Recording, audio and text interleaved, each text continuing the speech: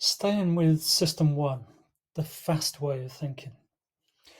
Let's focus on what we know or what we think about this whole idea of intuition. I'm going back to some of the thoughts of Daniel Kahneman again and his recent book. In this, he describes intuition as knowing without knowing how you know. And I think very basically that seems to capture it pretty well. He reminds us that intuition has a place in informing decisions, but it can't immediately be explained to the satisfaction of others if it was put under scrutiny. So there's something we know, but we're not sure why or how we know it. It's based in experience. We just can't pinpoint that experience. If someone else says, "Where's the evidence?" now, immediately, well, that's the challenge that we're working with to a particular degree. How much are we going to put store in the concept of intuition if we're challenged and we feel we can't produce that evidence straight away? You will see in this module a PDF document entitled Intuition. The content of that emerged through a lot of my own practice development work, particularly with health and social care services over many years.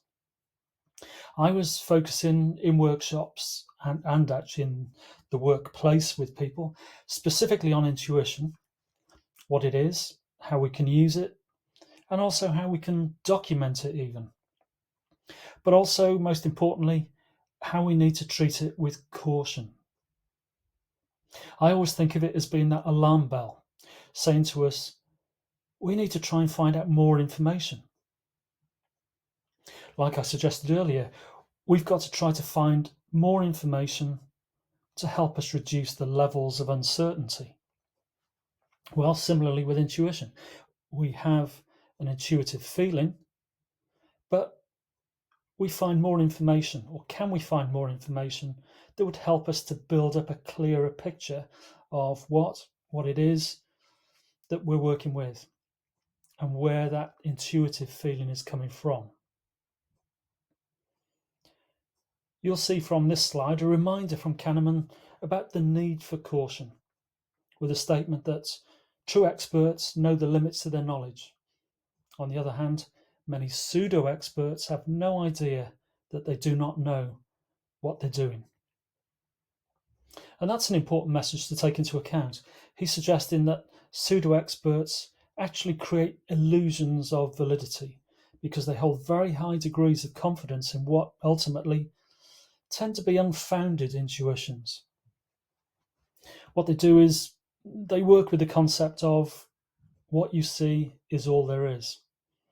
And they ignore the fact that there's an awful lot more out there that they don't know, that they should be trying to draw into this picture in order to support or even change their decisions.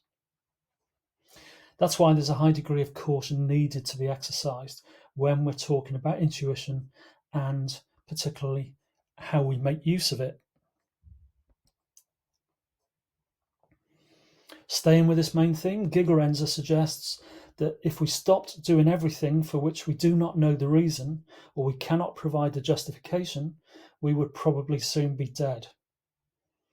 That's quite a dramatic and terminal message for us. The message is strongly put because it's an important message. Yes, we do need to be making decisions where we're not clear about the reasons, where we can't immediately justify them in a specific way.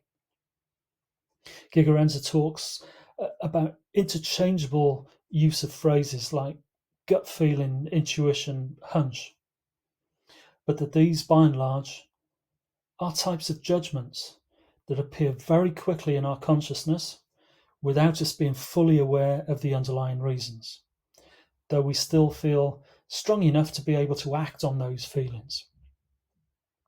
So again, there's an emerging theme here that intuition is, but what intuition is all about, but also that we're going to be making decisions in uncertain circumstances from time to time.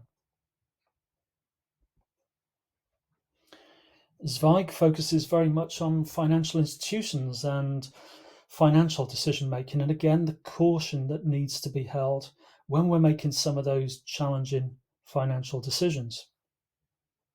Having said that, Zweig says, intuition can yield wondrously fast and accurate judgments, but only under the right conditions, when the rules for reaching a good decision are simple and stable.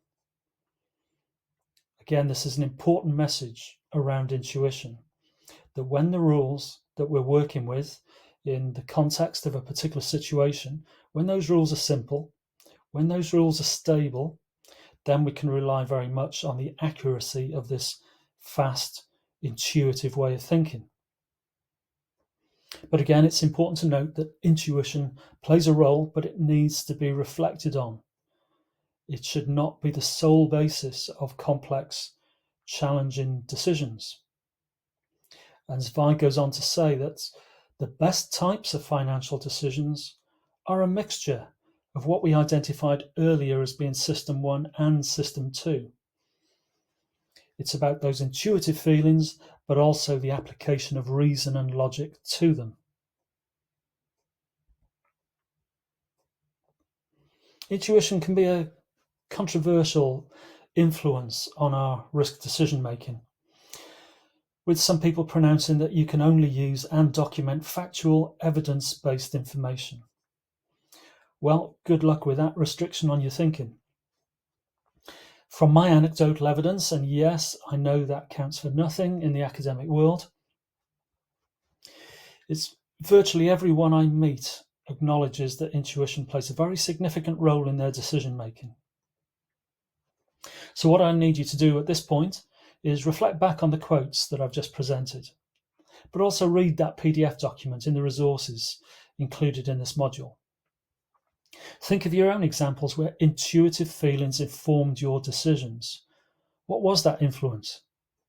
How did you take precautions on how you used that influence? And then give some consideration as to what ways you could actually document those influences as part of your decision-making process. After all, if you used it, why shouldn't you have the confidence to record it?